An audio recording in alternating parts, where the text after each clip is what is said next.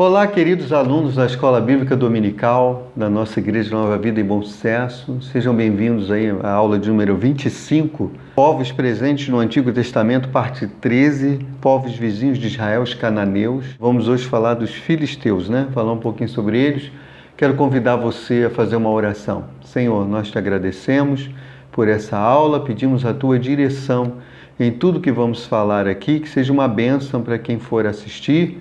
Senhor, protege cada um aluno, cada um irmão que acessar essa aula, esse vídeo, possa sentir a tua proteção sobre a sua vida, sobre a sua família, em nome de Jesus. Amém. Você que não é aluno da EBD também, estiver assistindo aí, seja bem-vindo. Os comentaristas bíblicos tendem a achar que os filisteus, eles na verdade foram inimigos ferozes do povo de Israel, talvez os mais difíceis, né? Um dos inimigos que mais foram opositores mesmo do povo de Israel, mas sofreram duras derrotas, porque o Deus de Israel pelejava pelo seu povo e assim também é o Deus que vai pelejar por nós, porque nós temos uma aliança com o Senhor. A palavra filisteu, primeiramente, aparece em Gênesis capítulo 10, versículo 14, daqui a pouco eu vou ler. O significado de filisteus é errantes ou ainda estrangeiros. Os filisteus são mencionados 286 vezes no Antigo Testamento e, biblicamente, os filisteus procedem de Casluim. Casluim era filho de Misraim, que era filho de Cão ou Cã. Nessa Bíblia que eu estou usando aqui, a Bíblia Thompson, da edição contemporânea da Editora Vida, vai falar os Casluins, ou o filho, né, Casluim, filho de Misraim, vai dizer que, na verdade, ele é descendente de Misraim, que é descendente de Cão. Aqui chama o filho de Noé de Cão. Na revista atualizada chama de Cã. Vamos ler então essa referência para ficar assim mais claro. Capítulo 10, versículos 13 e 14. Misraim, que é filho de Cã ou Cão, gerou Ludim, Anamim, Leabim, Nafituim. Patrocim, versículo 14, Casluim, donde saíram os filisteus e Caftorim. Uma outra referência que fala sobre essa descendência dos filisteus está no primeiro livro das Crônicas, capítulo 1, versículo 12. Você pode conferir, eu vou citar algumas referências daqui a pouco e você pode anotar, você que está vendo o vídeo, pode estar acompanhando aí, já ir lendo, né, a Bíblia, ou então anotar para poder ler depois, tá? Mas nas primeiras décadas do século XIX, os estudiosos estabeleciam a origem dos filisteus na ilha de Creta. Mas as últimas descobertas arqueológicas indicam a ilha de Chipre, e a ilha de Chipre é conhecida no Novo Testamento, porque está ali na rota da primeira viagem missionária, né, de Paulo com Barnabé, e é interessante porque Barnabé era natural dessa ilha, natural de Chipre. Eram conhecidos como povos do mar. O território que ocupavam em Canaã ia do sul do Monte Carmelo até o sul da Palestina na direção do Egito. Com a conquista de Canaã por Israel, os filisteus fizeram fronteiras com as cidades de Jope, Siquém, Jerusalém e Laques ou Laquis, tá? Vai ter uma ilustração aí no mapa de Israel. Os filisteus na história do Antigo Testamento estão presentes em muitos momentos. No período dos patriarcas, Gênesis capítulo 20, 21, 26.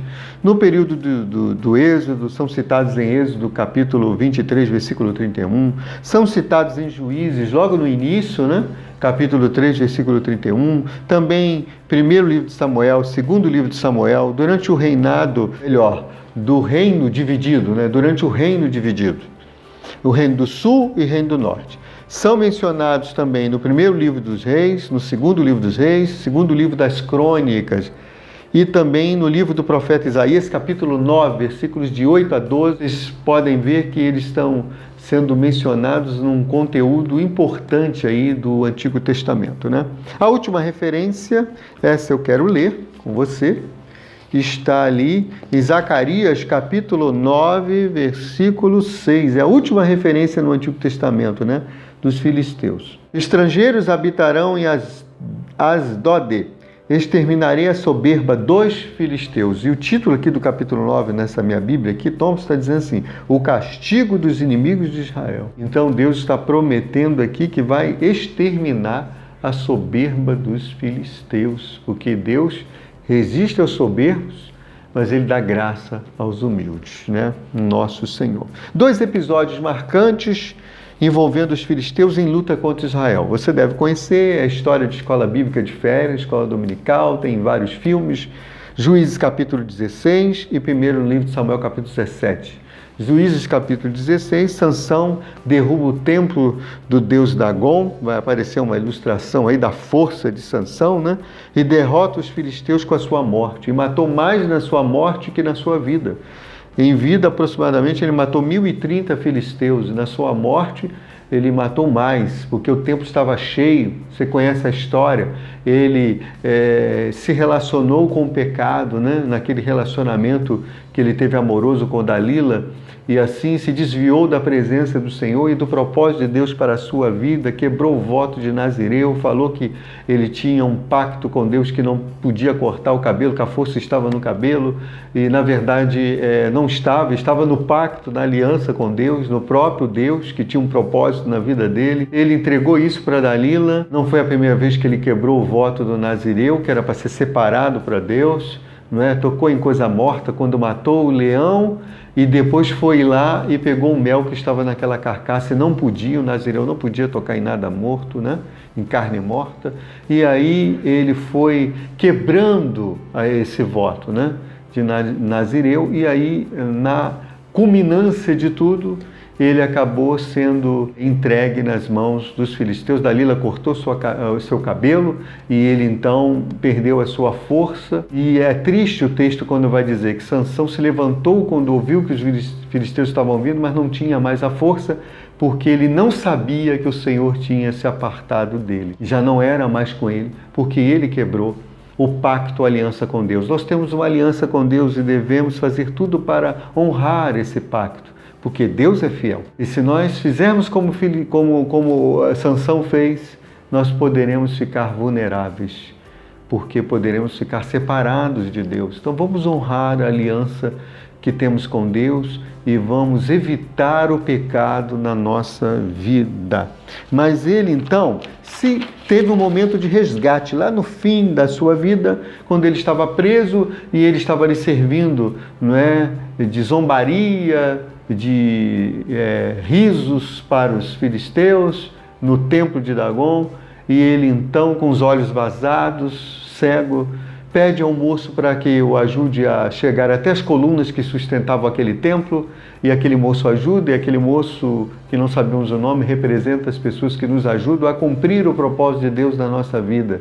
Sempre Deus coloca a gente assim ao nosso lado, para que o propósito dele seja cumprido. E ele então chega ali e ele fica entre aquelas duas colunas, faz uma oração dramática, pede de novo a força e que ele esteja morrendo e assim matando aqueles filisteus. Bem, não é um suicídio, é um sacrifício, é uma entrega, e Sansão teve então a sua redenção ao morrer, porque ele derruba aquele templo e aí morrem muitos filisteus. E ele então liberta Israel, sacrificando-se pelo seu povo. Derrubou as colunas que sustentavam o templo de Dagon, aquela situação de pecado. Nós precisamos pedir forças a Deus para derrubar o pecado na nossa história, para que ele não tenha vez, né? Como um tipo de Cristo, morreu para a libertação do seu povo. E primeiro livro de Samuel, capítulo 17, a historinha conhecidíssima também, tem filmes aí, Davi derrota o gigante filisteu Golias. E pelo poder de Deus, ele vai lá, pega aquelas 5 pedrinhas, coloca uma numa funda, arremessa e crava na testa do gigante, ele cai, ele pega a espada e corta a cabeça do gigante, e assim ele vence. Vai aparecer uma ilustração aí também dessa batalha. Em ambos os casos, a aliança com Deus foi fundamental para a vitória sobre os inimigos. Também nos 2 acontecimentos que eu narrei, a afronta contra o povo de Deus e o próprio Deus, essa afronta caiu por terra. Essas 2 afrontas, né? A afronta dos filisteus com Dagon ali, oprimindo o povo de Israel e também colocando numa situação vexatória aquele que Deus levantou, que era Sansão, e a afronta do Golias contra Deus e contra o exército do Senhor. Essas afrontas caíram por terra, o templo desabou e o gigante caiu, porque Deus operou através de Sansão e de Davi. Fortaleça a sua aliança com Deus, reconcilie-se com Ele. Caso você tenha se afastado, a comunhão com Deus é algo fundamental. Ela deu a vitória a Sansão e deu a vitória a Davi.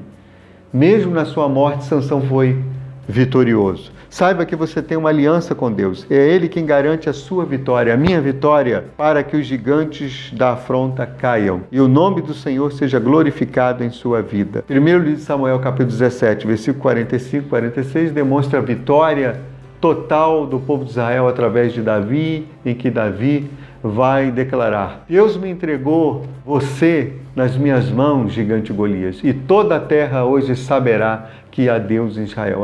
Quando os gigantes da minha vida, da sua vida caírem e vão cair em nome do Senhor Jesus, todos que se relacionarem conosco vão ver que há Deus na nossa vida, há Deus na nossa história. Bem, eu encerro aqui a lição dizendo que o prazer de casa é o capítulo 16 de Juízes e o capítulo 17 do primeiro livro de Samuel.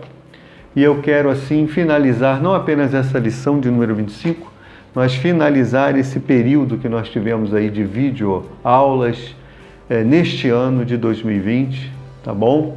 Nós vamos ter um recesso agora no final do ano, um recesso em janeiro, voltaremos com a graça de Deus em fevereiro. Se voltarmos ainda com vídeo aulas, teremos um outro formato, com mais tempo de aula, um formato diferente, vai ser benção. E quando nós voltarmos em 2021, acreditamos em breve, esperamos aí por uma vacina, quando nós voltarmos de forma presencial, você vai perceber que nós vamos fazer aí uma reforma, uma reformulação na Escola Bíblica Dominical.